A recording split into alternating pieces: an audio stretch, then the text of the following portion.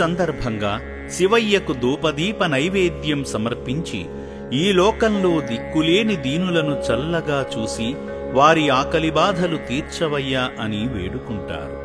अस्माकं सह कुटुम्बानां क्षेम स्थैर्य विजय वीर्य अभय आयु आरोग्य ऐश्वर्यावृद्धिरस्तु श्री पुण्यलिंगेश्वर स्वामी सन्निधौ। ओम श्री पुण्यलिंगेश्वर स्वामिने नमः।